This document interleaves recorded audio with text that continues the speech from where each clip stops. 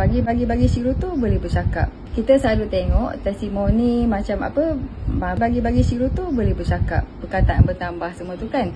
Lepas tu saya kan suka bekerja secara terbalik. Kenapa benda tu berlaku, kita secara ringkas kita tahu dikurangkan inflammation. Baca semula, semak lagi, dapat penjelasan lebih macam amazing lah saya rasa. Kita ada otak, sel otak, dia neuron-neuron yang berhubung dengan cantik. Tapi di sebalik dia berhubung dengan cantik tu ada satu sel lain. Kalau tak silap, bilangan sel lain di dalam otak ni lagi ramai daripada neuron yang berhubung-hubung tu sendiri. Namanya ialah microglia. Microglia adalah macrophage of the brain. Di sebalik seorang wanita yang berjaya, cuba, di belakang dia ada lelaki. Kita terbalikkan lah kan. So di sebalik neuron yang cantik berhubung, belakangnya adalah microglia yang membuat fungsi dengan sangat baik.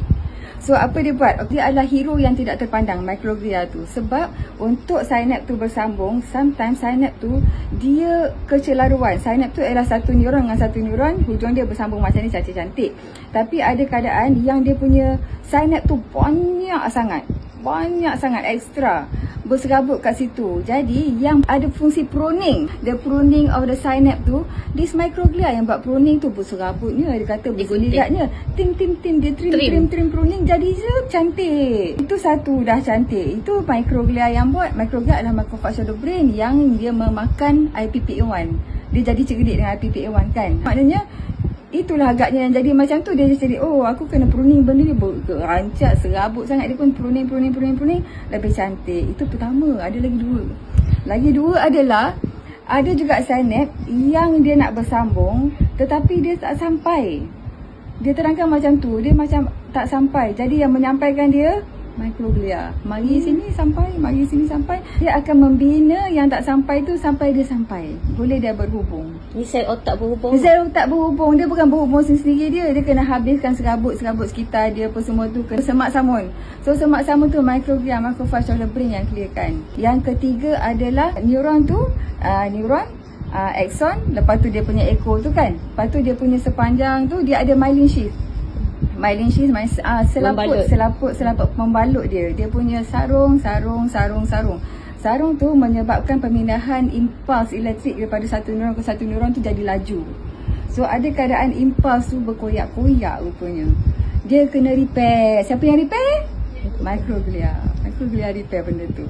So sebab tu bagi Shiro tu, yang semak tadi, berselirat tadi lebih cantik. Yang tak sampai dia sampai. Yang rosak koyak-koyak myelin sheath tu Jalan lubang. Allah, jangan berlubang, jangan tak sampai dia. Dialah yang baik. Yang keempat, dia nampak benda asing. Contohnya kuman yang lama-lama infection, yang dulu mungkin anak ni pernah kena infection chronic, long standing infection, yang low grade infection, yang long standing, yang dah tak nyata tapi dia masih ada sakit-sakit kuman kat situ.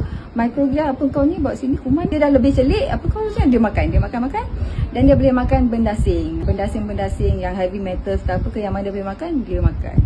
So banyak benda yang bila microglia ni dia sihat, dia activated, dia cantikkan neurons tu punya perhubungan. Neuron tu tak cantik dengan sendirinya.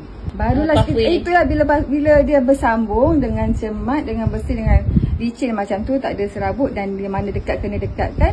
Mungkinlah sebab tu cognitive function dia lebih bertambah, dia lebih tenang, dia boleh dengar cakap. Oh, suruh duduk, rupanya dia boleh duduk ikut kelas dia.